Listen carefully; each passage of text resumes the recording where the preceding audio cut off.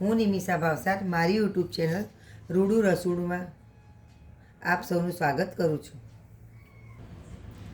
આજે આપણે ફરાળી, હવે શિવરાત્રિ આવે છે તો ફરાળી આઈટમ બનાવીશું. તો શક્કરિયાના વડા બનાવવાની, શક્કરિયા અને મોરૈયાના. તો એના માટે જોઈશે બાફેલા શક્કરિયા. શક્કરિયા હોય ને બાફીને છોલી લેવાના. પછી મરચાં, કોથમીર, ફુદીનો, લીંબુ અને આ સિંગ અને તલનો ભૂકો છે. શેકેલી સિંગ હોય એના ફોતરા કાઢી અને તલને બે મિક્સરમાં ક્રશ કરી લેવાના. આ સાબુદાણા છે. આ મોરૈયો, 1 વાટકી મોરૈયો હોય તો 2 ચમચી સાબુદાણા લેવાના. આ ખાંડ, આ મીઠું અને તળવા માટે તેલ. હવે આપણે આ મોરૈયો અને સાબુદાણાને ક્રશ કરી લઈશું, એનો લોટ બનાવી લઈશું. આ આપણે મોરૈયાનો સાબુદાણાનો લોટ ક્રશ થઈ ગયો. હવે મરચાં, કોથમીર અને ફુદીનો, જો આદું નાખવું હોય તો નાખવાનું. હવે આ 3 આપણે ક્રશ કરી લઈશું. આ સાબુદાણા અને મોરૈયા ક્રશ થઈ ગયો. હવે આ લીલા મરચાં, કોથમીર અને ફુદીનો ક્રશ કર્યું. હવે આપણે વડાનો લોટ બાંધીશું. એક બાજુ તેલ ગરમ કરવા મૂકી દઈશું અને હવે લોટ બાંધીશું. તો આમાં મસાલો કરીશું. તો સ્વાદ અનુસાર મીઠું, આ મેં અત્યારે સિંધવ મીઠું લીધું છે. પછી જે આપણે આ સિંગને તલનો ભૂકો કર્યો તો એ લઈશું. પછી ખાંડ, 1 થી 1.5 ચમચી જેટલી ખાંડ લઈશું. પછી લીંબુનો રસ,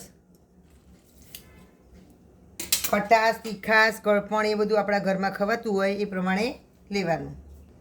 આ મરચાં, કોથમીર અને ફુદીનાની પેસ્ટ. હવે આ જે આપણે હતા શક્કરિયા બાફેલા એવી રીતે હાથથી મસળી અને મિક્સ કરી લેવાના. જો થોડા કડક બફાય હોય તો તમે છીણીથી છીણી શકો, પણ મારે તો એકદમ સરસ બફાઈ ગયા હતા એટલે હાથીથી પણ સરસ છૂંદો થઈ જશે. આ આપણો લોટ બંધાઈ ગયો.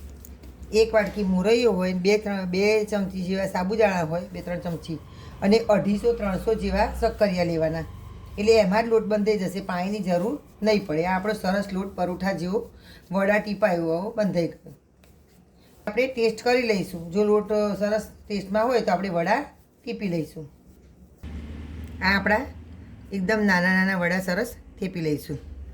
નાના અને પતલા હોય તો જલ્દી તળાઈ જાય અને અંદરથી કાચા પણ નહીં રહે અને સરસ ક્રિસ્પી થશે.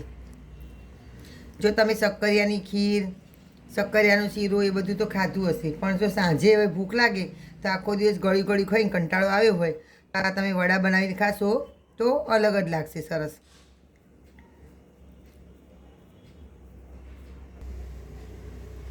હવે આપણે વડાને તળી લઈશું. એકદમ ધીમે ધીમે નાખીશું એટલે તૂટી ના જાય. તેલમાં સમાય એટલા થોડા છૂટા છૂટા નાખવાના અને મીડિયમ તાપે તળવાના. ને નાખીને તરત હલાવવાના નહીં, નહીંતર ભાગી જશે. એને 2-5 મિનિટ માટે થવા દેવાના.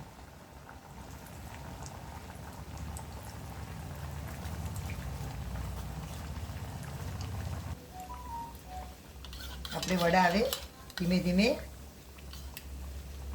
આગા પાછા કરીશું, થોડા ઊંચા નીચા, એટલે બધી બાજુથી સરસ તળાઈ જાય. નાખીને તરત નહીં કરવાના, 2 મિનિટ નહીં કરવાના જો, અને મીડિયમ તાપે તરવાના એટલે એકદમ સરસ ક્રિસ્પી વડા થશે. બધું સપ્રમાણ હશે તો સરસ વડા ટીપાશે, નહીંતર ભાગી જશે. એટલે માપ બરાબર જોઈ લેવાનું. 1 વાટકી મોરૈયો, 2 થી 3 ચમચી સાબુદાણા અને શક્કરિયા મોટા હોય તો 2 અને નાના હોય તો 3 થી 4 શક્કરિયા લેવાના. 250 ગ્રામ જેટલા શક્કરિયા લેવાના, 250 થી 300 ગ્રામ જેટલા. તો પરફેક્ટ સરસ વડા તમારા બનશે. જો આ આપણા વડા સરસ તળાઈ ગયા. જો એકદમ સરસ બહારથી ક્રિસ્પી અને અંદરથી સોફ્ટ એવા આપણા વડા તૈયાર થઈ ગયા.